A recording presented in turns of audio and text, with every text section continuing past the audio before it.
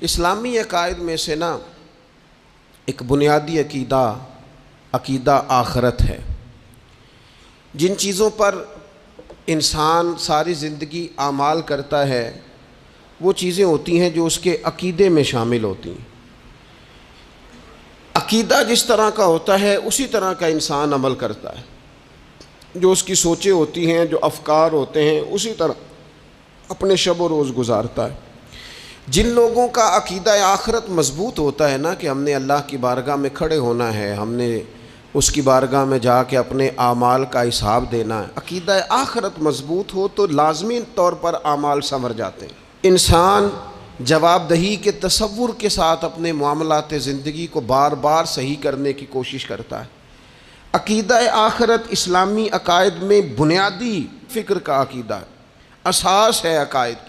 اگر کسی شخص کا یہ خیال ہو جائے کہ میں بس یہی زندگی ہے، کھا لو پی لو موج کرو، تو ظاہر ہے وہ فنا کا نام جب رکھ لے گا زندگی کو اور وہ دوبارہ اٹھنے کا قائل ہی نہیں ہوگا تو وہ تو کسی قانون کا پابند ہی نہیں رہے گا، وہ تو کسی چیز کی پابندی نہیں کرے گا، کسی چیز سے پرہیز نہیں کرے گا، من چاہی زندگی گزارے گا۔ عقیدہ آخرت، اللہ کی بارگاہ میں کھڑا ہونے کا تصور، یہ انسان کو سوار دیتا ہے۔ یہ ایک ایسا مراقبہ ہے جو تزکیہ نفس کر دیتا ہے، انسان کا باطن سنور جاتا ہے، اخلاقیات میں تبدیلی آتی ہے۔ پھر کوئی کیمرہ بھی نہ لگا ہو نا، کوئی بھی نہ دیکھ رہا ہو تو بندہ پھر بھی نیک ہو جاتا ہے، چونکہ اس کا خیال ہوتا ہے میرا رب مجھے دیکھ رہا ہے، صبح قیامت میں اپنے رب کی بارگاہ میں کھڑا کیا جاؤں گا۔ تو عقیدہ آخرت کی مضبوطی، اس تصور کا مضبوط ہونا امت مسلمہ کے لیے نہایت ہی ضروری ہے۔ آپ دیکھیے قرآن مجید فرقان حمید ہماری توجہ دلاتا ہے، اور سورۃ القیامہ کے اندر اللہ کریم نے ارشاد فرمایا ایحسب الانسان، کیا آدمی اس گھمنڈ میں ہے، کیا انسان کا یہ خیال ہے ان یترک سدی، کہ اسے آزاد چھوڑ دیا جائے گا، اس سے پوچھا نہیں جائے گا؟ کیا انسان یہ سمجھتا ہے اس سے کوئی سوال ہی؟ ایحسب الانسان، کیا انسان اس گمان میں ہے، اس گھمنڈ میں ہے ان یترک سدی، کہ اسے آزاد چھوڑ دیا جائے گا، کوئی پوچھنے والا نہیں ہوگا؟ اسے آزاد نہیں چھوڑا جائے گا، اس پر پابندیاں ہیں، اس پر کچھ قیود ہیں، اسے کچھ حدود بتائی گئی ہیں، اسے ایک دائرہ کار دیا گیا ہے، اسے بتایا گیا ہے کہ یہ حلال ہے، یہ حرام ہے، یہ تیرے لیے جائز ہے، یہ تیرے لیے جائز نہیں ہے۔ اس چیز کی حد تک تو آگے بڑھ سکتا ہے، یہاں سے اس لائن کو تو کراس نہیں کر سکتا، اس پر پابندیاں ہیں، ان پابندیوں کے بیچ رہ کے وہ زندگی گزارے گا۔ اور یہ بھی یاد رکھے، یہ آیت ایک دوسرا معنی یہ دیتی ہے کہ یہ مت سمجھے کہ صبح قیامت اسے چھوڑ دیا جائے گا، اس سے پوچھا جائے گا، اس سے سوال کیا جائے گا۔ اللہ کی بارگاہ میں جب یہ کھڑا ہوگا تو اسے اپنے اعمال کا حساب دینا ہو۔ لازمی طور پر ایک عدالت صبح قیامت لگے گی، جس عدالت میں مجرم پیش ہوں گے، انہیں اپنے جرموں کا حساب دینا ہے، ظالموں کو کھڑا کیا جائے گا، ان سے ان کے ظلم کے بارے میں باز پرس ہوگی۔ تو لازمی طور پر عقیدہ آخرت کی مضبوطی انسان کو مضبوط کرتی، اس کے اعمال پر پیرے بیٹھ جاتے ہیں، وہ پھونک پھونک کر قدم رکھتا ہے، سوچ کر جملے بولتا ہے، وہ کوئی بھی معاملہ کرتا ہے تو اس میں اس کا خیال ہوتا ہے کہ میں نے دنیا سے چلے جانا ہے، میرے پاس پتہ نہیں کتنا وقت بچا ہے، لہٰذا مجھے آخرت میں پیش ہونا ہے اپنے معاملات کی آسانی کے لیے، وہاں کی آسانی کے لیے میں یہاں تھوڑا سوچ سمجھ کے چلوں۔ رب فرماتا ہے تجھے ایسے ہی آزاد نہیں چھوڑا جائے گا، آزاد پنچھیوں جیسی زندگی نہ گزار، صبح قیامت کے معاملات کو پیش نظر رکھ، اس پر غور کر۔ یہ تصور گھر کے باہر بھی پورا مضبوط ہونا چاہیے اور گھر کے اندر بھی پورا مضبوط ہونا چاہیے۔ انسان اپنے مالک سے ڈرے اور قیامت کے دن اس کی بارگاہ میں حاضری کا یقین رکھے، اور وہ یاد رکھے کہ یہاں جو کچھ وہ دیکھے نا، بچوں کو استاد پڑھاتا ہے، محنت کراتا ہے، اگر بچے نہیں پڑھتے تو ڈانٹتا بھی ہے، سمجھاتا بھی ہے، قائل بھی کرتا ہے، اور جب وہ آخری بات کرتا ہے تو پھر وہ پتہ کیا کہتا ہے؟ چلو ٹھیک ہے، اگر نہ پڑھو گے تو امتحان تو آنا ہی ہے نا، رزلٹ تو آنا ہے، پیپر میں بیٹھو گے نہیں آئے گا، فیل ہو جاؤ گے۔ یہ لاسٹ پر یہ بات ضرور ہوتی ہے، اور یہ امتحان دینے کا تصور اور امتحانی سینٹر میں جانے کا خیال طالب علم کو مجبور کرتا ہے کہ میں اسباق تیار کروں، میں بار بار اس پر غور کروں، میں کتاب کو سمجھوں، میں اس کو حل کروں چیزوں کو، تاکہ جب میں مرکز میں جاؤں پرچہ دینے کے لیے امتحانی سینٹر میں تو پھر مجھے پریشانی کوئی نہ ہو۔ بس سمجھانے کے لیے بات عرض ہے کہ یہاں لوگوں کو بتایا جاتا ہے، قائل کیا جاتا ہے یہ حلال ہے، یہ حرام ہے، یہ تیرے لیے ٹھیک نہیں ہے، یہ تیری حدود ہیں، یہ تیرے قیود ہیں، یہ تیرا دائرہ کار ہے۔ لیکن اگر پھر بھی کوئی بندہ باز نہ آئے، پھر بھی کوئی شخص باز نہ آئے، تو پھر اس کو کہا جائے گا صبح قیامت اللہ خود حساب لے لے گا، پھر تجھے مالک اپنے سامنے کھڑا کرے گا، ثم لتسألن یومئذ عن النعیم، پھر وہ تجھ سے ایک ایک نعمت کے بارے میں سوال کر لے گا، پھر تجھے جواب دینا ہوگا۔ تو اس تصور کو اپنی زندگی میں لاگو کریں کہ ہم نے مرنا ہے، اللہ کی بارگاہ میں جان، اس تصور کو پوری طور پر طاری کریں اپنے ذہنوں میں۔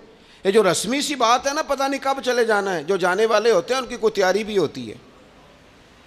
جن کو پتہ ہوتا ہے نا، وہ رمضان المبارک میں نا کئی دفعہ ایسا ہوتا ہے کہ ٹکٹیں نہیں مل رہی ہوتی اور عمرے کے ویزے لگ چکے ہوتے ہیں، تو ایجنٹ کہہ دیتے ہیں جانے والوں کو کہ تیاری رکھنا، کسی وقت بھی میرا فون آ جائے گا۔ تو لوگوں نے بیگ باندھ لیے ہوتے ہیں، سامان تیار کر لیا ہوتا ہے، سارے انتظامات کر کے رکھے، کیوں کہ پتہ نہیں کس وقت بلاوا آ جائے گا۔ تو روز کہتا ہے پتہ نہیں اللہ کی جانب سے کس وقت بلاوا آ جائے گا۔ پھر اپنی تیاری بھی تو یار کچھ بتانا، میں بھی بتاؤں، آپ بھی بتائیں۔ پھر ہم اپنے آپ سے یہ بھی تو سوال کریں نا کہ جہاں اچانک جانا پڑے اس کے لیے تیاری ہوتی ہے، ہماری تیاری کیا ہے؟ اگر اچانک جانے پڑے اس کی بارگاہ میں کیا تیاری؟ روز دیکھ رہے ہیں نا، کچھ لوگ روڈ پہ چڑھے تھے پہنچ نہیں سکے، ہاسپٹل گئے تھے پہنچ نہیں سکے، کچھ لوگ کسی فیلڈ میں کام کر رہے تھے، ڈگری نہیں مل سکی، جا ہی نہیں سکے، وقت آ گیا۔ تو اگر وہ ٹائم آ جاتا ہے اس کی بارگاہ میں حاضر ہونا پڑ جاتا ہے۔ تیاری کیا ہے؟ نبی پاک علیہ الصلوۃ والسلام گھر کے اندر اپنے گھر والوں کی تربیت کے لیے اور تعلیم امت کے لیے ایک دعا مانگتے تھے۔ حضرت عائشہ صدیقہ کہتی ہیں حضور دعا مانگتے تھے، مشکات میں موجود ہے۔ کیا دعا تھی؟ اللہم حاسبنی حسابا یسیرا، اے اللہ ذرا حساب آسان کر کے لینا۔ یہ حضور تعلیم امت کے لیے دعا مانگتے، اللہ حساب ذرا آسان کر کے لیجیے، مالک کرم فرمانا۔ تو حضرت عائشہ صدیقہ رضی اللہ تعالیٰ عنہ ارشاد فرماتی ہے، میں نے عرض کیا یا رسول اللہ صلی اللہ تعالیٰ علیہ وسلم یہ آسان حساب کا کیا مطلب ہے؟ تو حضور فرمانے لگے عائشہ آسان حساب کا مطلب یہ ہے کہ رب کریم بندے کے نامہ اعمال پر نظر ڈالے گا اور پھر اللہ تبارک و تعالیٰ اس سے درگزر فرما دے گا۔ یہ آسان حساب ہے، پتہ مالک کو ہے اس نے کیا کیا ہے، پر کریم ہے نا۔ عدل کریں تے تھر تھر کمبن، اچیاں شانہ والے تے جے فضل کریں تے پھر بخشے جامن میرے جے منہ کالے، نظر کرے گا پھر معاف فرما دے گا۔ اور حضور فرماتے عائشہ یاد رکھو جس سے اس نے حساب لیا وہ پھر بڑی مشکل میں آ جائے گا، اس کے لیے مشکل ہو۔ اللہم حاسبنی حسابا یسیرا، اے اللہ تو حساب ذرا آسان کر کے لینا، ذرا آسان کر کے۔ یہ تعلیم امت کے لیے کہ امت کے دل میں خیال پیدا ہو کہ حساب دینا ہے، تو نے حساب دینا ہے، تو نے اپنے مال کا حساب دینا ہے، تو نے اپنے لفظوں کا حساب دینا ہے، تو نے معاملات کا حساب دینا ہے۔ تو جس کرسی پہ بیٹھا ہے، تو کلرک ہے یا صدر ہے، تو نے اپنی اس نشست کا حساب دینا۔ تو استاد ہے یا پیر طریقت ہے، تو مؤذن ہے یا خطیب ہے، تو جو بھی ہے تو نے حساب دینا ہے۔ تجھے تیرے منصب کے بارے میں پوچھا جائے گا، تجھے تیرے عہدے کے بارے میں پوچھا جائے گا، تجھے اپنی ذمہ داریوں کے بارے میں حساب دینا، اللہ کی بارگاہ میں تمہیں جا کے بتانا ہے کہ تم نے کیا اعمال کی۔ اس تصور کو پکا کریں اپنے۔ یہ تصور کتنا کو پکا ہونا چاہیے، دنیا کیا ہے اور آخرت کیا ہے۔ ہمارے ہاں لوگوں نے بہت بڑا لمبا چوڑا دنیا کا تصور بنا لیا ہے، کار جہاں دراز ہے، لمبا تصور، دنیا داری کے لیے لمبی منصوبہ بندی، دور دور تک میں نے یہ کرنا ہے، پھر میں نے یہ کرنا ہے، پھر اس کے بعد انشاءاللہ یہ کر دینا۔ یہ تو آپ نے 300 سال کی پلاننگ بتا دی ہے، یہ تو 300 سال کی پلاننگ بتائی۔ کیا بتائیں تجھے اے باپ، کیا کار ہائے نمایاں کر گئے، بی اے کیا، نوکر ہوئے، پینشن ملی، پھر مر گئے۔ زندگی تو اتنی سی ہے، اتنی لمبی منصوبہ بندی، اس میں آخرت کہاں ہے؟ اس میں اگر کسی مقام پر رب کی بارگاہ میں حاضر ہونا ہے تو وہ کہاں ہے؟ جو مرنے والے لوگ ہوتے ہیں ان کا تو جینا کچھ اور طرح کا ہوتا ہے، جن کو جانا ہوتا ہے ان کا رہنا تو کچھ اور طرح کا ہوتا ہے، جن کو کسی جگہ منتقل ہونا ہوتا ہے، جو عارضی مکانوں میں رہتے ہیں ان کا رہن سہن تو ذرا اور طرح کا ہوتا ہے، لیکن جو ہمارا انداز ہے، جو ہمارا رہن سہن ہے، جو ہمارا طریقہ کار ہے، وہ تو مستقل رہنے کا ہے، وہ تو لگتا ہے کہ کبھی چھوڑنے والے نہیں ہیں، اس میں تو کوئی ایسی چیز نظر نہیں آتی کہ جس میں ہم محسوس کریں کہ ہم نے چھوڑ کے جانا ہے۔ لیکن نبی پاک علیہ السلام نے جس دنیا کو ہم بہت بڑی دنیا سمجھتے ہیں، حضور نے اس کی مثال کیا دی؟ صحیح مسلم کی حدیث ہے، دیکھیں کتنا کھول کر اور کتنا آسان کر کے رسول پاک ہمیں بات سمجھاتے ہیں، دنیا کیا ہے، آخرت کیا ہے، یہ والی زندگی کیا ہے، آخرت کی زندگی کیا، بالکل کھول کر واضح کر کے نبی پاک علیہ الصلوۃ والسلام فرمانے لگے دنیا اور آخرت کی مثال اس طرح ہے جس طرح دریا بہہ رہا ہو اور کوئی آدمی اس میں انگلی ڈبوئے، جتنا پانی اس کی انگلی کو لگ گیا یہ دنیا ہے، اور جو باقی ٹھاٹھے مارتا دریا پیچھے ہے، سمندر پیچھے ہے، وہ سارا آخرت ہے۔ یہ اتنی سی دنیا ہے، یہ صحیح مسلم میں موجود ہے۔ اتنی سی دنیا کے لیے اتنے پاپڑ بیلنا، اتنی سی دنیا کے لیے اتنے ظلم کرنا، اتنی سی دنیا کے لیے اتنے حق ضائع کرنا، اتنی سی دنیا کے لیے اتنے لوگوں کے دل توڑنا، اتنے حقوق پہ ڈھاکہ ڈالنا، اتنا جبر کرنا، لوگوں کا مال کھانا، لوگوں کو تکلیف دینا، عزتیں اچھالنا، اتنی سی دنیا کے لیے حضور فرمانے لگے اتنی سی ہے یہ دنیا، جتنا انگلی کو پانی لگ گیا ہے وہ جنت، جو نری جنت نہیں، خدا کا فضل ہے، جو اللہ کی عطا ہے اپنے بندوں کے لیے۔ میرے کریم فرمانے لگے اس جنت میں وہ نعمتیں ہیں نہ کسی آنکھ نے دیکھی، نہ کسی کان نے سنی، نہ تمہارے دل پر کبھی خیال ہی گزرا ہوگا کہ ہمارا رب ہمیں یہ جی عطا فرمانے والا ہے۔ تھوڑا سا نا 24 گھنٹوں میں کچھ ٹائم اپنی آخرت کے لیے، اپنے سارے معاملات کو مرتب کرتے ہوئے کچھ زندگی کے کام اپنی آخرت کے لیے۔ آپ یقین کریں بچوں سے لے کر بڑوں تک، ان پڑھ سے لے کر پڑھے لکھے تک، ہم نے جس کو اپنے مزاج کے مطابق کم فہم سمجھا اس سے لے کر دانشور تک دوڑ لگ گئی دنیا جمع کرنے کی۔ وہ ایک سوچ حضرت سلطان باہو رحمۃ اللہ علیہ فرمانے لگے، ہزاروں لوگ ان کی خدمت میں آیا کرتے تھے تو کہتے ہیں رابدہ طالب کوئی نہیں ملیا، ات جو ملے ہے طالب زردہ ہو، یہ تو دعا کرانے آئے ہیں کہ میرا کاروبار نہیں چلتا، یہ تو دعا کرانے آئے ہیں کہ جناب وہ میرا جو ہے وہ فلانا کیس سلجھ گیا۔ رابدہ طالب کوئی نہ ملے، کوئی ایسا تو آتا جو کہتا میری اس سے ملاقات کرا دے، کوئی طریقہ بتائیں مالک معرفت کیسے دیتا ہے، کوئی تو ایسا آتا جو کہتا کہ آؤ نہ کچھ باتیں درد کی کریں، کچھ عشق رسول کی تم کرو، کچھ محبت مصطفیٰ کی میں کروں۔ کچھ ایسے آتے جو کہتے آؤ نہ کوئی ذکر چھیڑے صدیق اکبر کا، کوئی بات کریں سیدنا فاروق اعظم کی، کچھ تذکرے ہو جائیں عثمان غنی کے، تھوڑی دیر ہو نہ جائے مولا علی کا تذکرہ۔ کچھ لوگ ہوتے نا ایسے جو اس طرح کے ہوتے، لیکن وہ ہر وقت دنیا داری، ہر وقت اچھا کہیں اکتاتے بھی ہیں نا، تھک گئے کاروبار کر کر کے، کہیں اکتاتے بھی ہیں تو کرتے کیا ہیں، سیر کرنے چلے جاتے ہیں۔ میں جی بور ہو گیا ہوں کام کرتے کرتے، چلو میں اب ٹھنڈے علاقے میں چلتا ہوں۔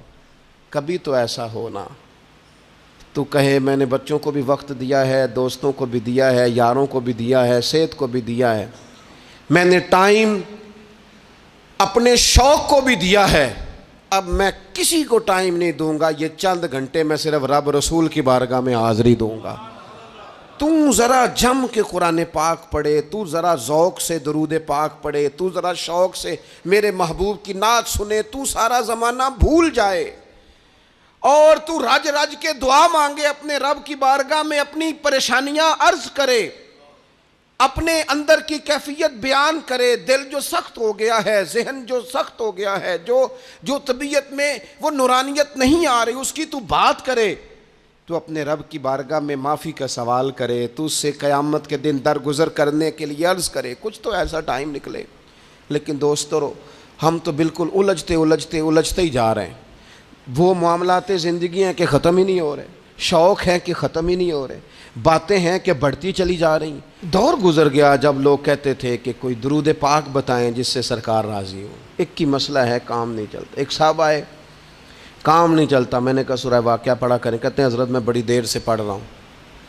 میں نے کہا چلیں کوئی صدقات دے کے دیکھ لیں. کہنے لگے بڑی دیر سے دے رہا ہوں. میں نے انہیں ایک اور وظیفہ بتایا. کہنے لگے یہ بھی مجھے کسی نے بتایا تھا, بڑی دیر سے کر رہا ہوں. تو میں نے انہیں کہا پھر میری ایک ناقص رائے یہ ہے کہ سارا کچھ کرنے کے بعد اگر ابھی تک پھر بھی آپ سمجھ رہے ہیں نا آپ کی مرضی کے مطابق آپ پر دروازے نہیں کھل رہے, پھر آپ صبر کریں. جو میرا رب چاہتا ہو اس پہ راضی رہ کے دیکھیں ذرا. پھر ذرا راضی رہ کے دیکھیں, پھر دیکھیں کہ مالک کا فیصلہ کیا ہے. وہ آپ کے حق میں کوئی رحمت والا فیصلہ ہی فرمائے گا. پھر ذرا انتظار کر کے دیکھیں, پھر ذرا صبر کر کے دیکھیں. پھر وہ کہتا وبشر الصابرین, محبوب یہ جنہوں نے صبر کیا ہے انہیں میری رحمت کی خوشخبری سنا دو. پھر وہ کہتا ہے باقیوں کے پاس مال ہوگا, دولت ہوگی, اقتدار ہوگا, بڑا کچھ ہوگا, ان اللہ مع الصابرین, صبر کرنے والوں کے ساتھ رب کریم ہوگا. پھر ذرا ٹھہر ہی جائیں, پھر تھوڑا حوصلہ ہی کر لیں, پھر اس کے فیصلے کا ذرا انتظار کر کے دیکھیں. ہم نا من چاہیے زندگی کے پیچھے پریشان ہیں اپنی آخرت کے. اور آخرت کرتی کیا ہے؟ جب آپ کا آخرت پر یقین پکا ہو جاتا ہے نا, پھر لازمی طور پر انسان کے اعمال سنورتے ہیں. آپ یقین کریں سنورتے ہیں, 100% سنورتے ہیں. آپ آخرت پر جتنا جتنا یقین, حضرت عمر کا آخرت پر یقین پکا تھا نا, دنیا میں مکان ہی کوئی نہیں بنایا, پکا تھا. سیدنا مولا علی شیر خدا امیر المومنین بھی ہو گئے تو طامت پھر بھی پھٹی ہوئی تھی. پکا یقین تھا نا کہ اللہ نے ہمارے لیے آگے بڑی نعمتیں تیار کی ہوئی ہیں. حضور نے آ کے فرمایا تھا نا کہ عمر میں تیرا گھر دیکھ آیا ہوں جنت میں. یقین پکا تھا نا بڑا کچھ ملنے والا ہے. تو جن لوگوں کا پکا ہونا کہ میرا دیس میں گھر ہے, وہ پردیس میں بلڈنگیں نہیں بنایا کرتے. ان کو پتہ تھا کہ ہمارے دیس میں گھر بنے ہوئے, لہٰذا یہاں وہ کسی پریشانی کا شکار. اور دوسرا, جب بندے کا آخرت پر یقین پکا ہو جاتا ہے نا, ایک بات آپ نے ضرور ذہن میں رکھنی ہے. ہمارے محدثین نے لکھا ہے جس بندے کا صرف دنیا داری میں جینے کا مزاج ہو جاتا ہے نا, وہ بزدل ہو جاتا ہے. اور جس کا خیال ہوتا ہے نا زندگی عارضی ہے, صبح قیامت دوبارہ اٹھوں گا, وہ بندہ بہادر ہو جاتا ہے. جس کا خیال ہے نا یہی کچھ ہے, کھا لو پی لو بس, یہ زندگی ختم ہو گئی تو ختم ہو گئی, مر گئے تو مر گئے, ختم ہو گئے, فنا ہو گئے, ان لوگوں کا مزاج بزدلانہ ہو جاتا ہے, جرت مند نہیں رہتے.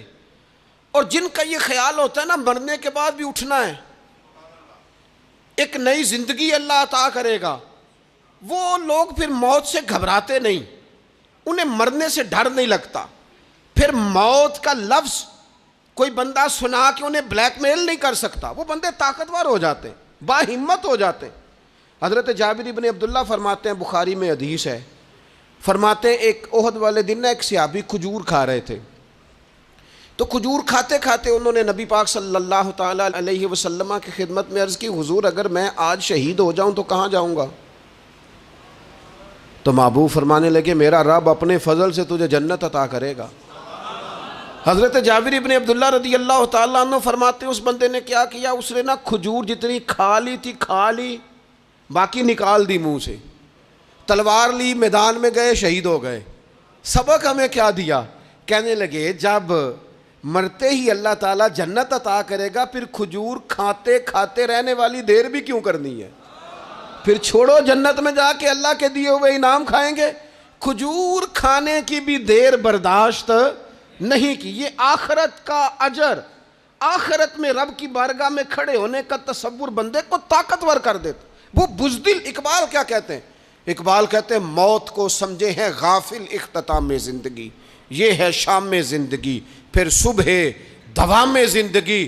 اور حضرت بلے شاہ بھی بول پڑے, وہ کہنے لگے عرش فرشتے بانگا ملیاں مکے پہ گئے شور, بلے شاہ آسان نہیں ہوں مرنا, یہ تے مر گیا ہی کوئی ہور, یہ تو کسی. اور پھر ایک اور درویش بولے, وہ کہنے لگے وارث شاہ او کدو مردے, وارث شاہ او کدو مردے جنہ کیتیاں نیک کمائیاں نے.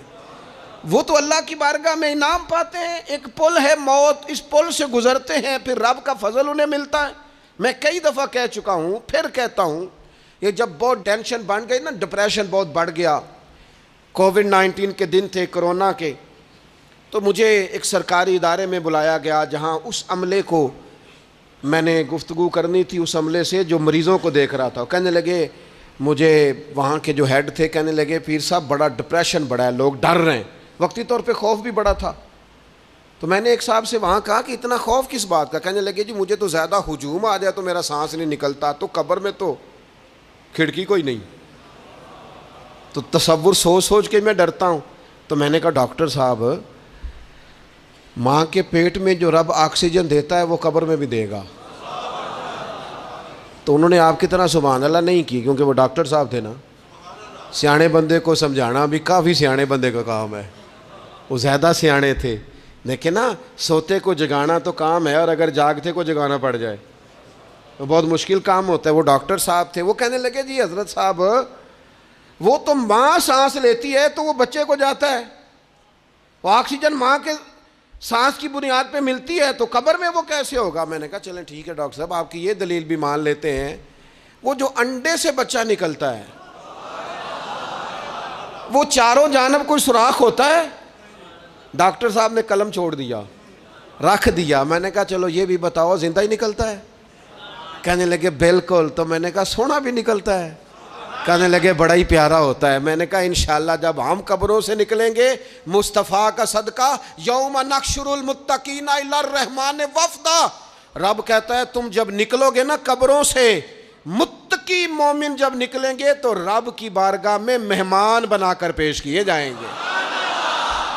اے رب دے پرونے ہون گے قیامت میں، وہ مہمان بنا کر پیش کیے جائیں گے اللہ کی بارگاہ، مہمان بنا کر.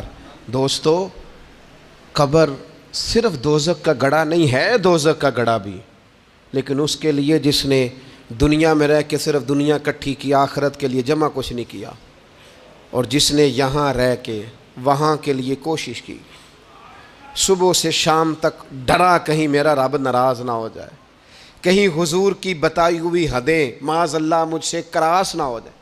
جس نے محتاج زندگی گزاری، اس کی قبر گڑھا نہیں، کھڈا نہیں، بلکہ حضور فرماتے ہیں روضۃ من ریاض الجنہ، اس کی قبر تو باغ ہے، باغ. ایک منٹ کے لیے صرف سوچنا، بندہ فوت اور سیدھا اسے باغ میں چھوڑا ہے کوئی، باغ ہے قبر، باغ. اور باغ بھی معمولی نہیں، معمولی کیاری نہیں، روضۃ من ریاض الجنہ، جنت کے باغوں میں سے باغ. اور باغ اتنا سونا ہے جس میں آنکھ کھلے گی تو پہلی زیارت ہی مدینے والے رسول کی نصیب ہوگی. تو خوف آتا ہے وہاں جاتے ہوئے.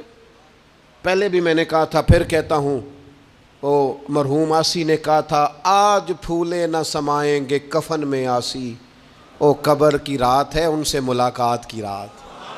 آج تو ملاقات. تو یہ جو عقیدہ آخرت ہے، یہ انسان کو بزدل نہیں کرتا، بہادر کر دیتا ہے. جو لوگ عقیدہ آخرت نہیں رکھتے بزدل ہو جاتے ہیں، اور لازمی طور پر بزدل ہو جاتے ہیں.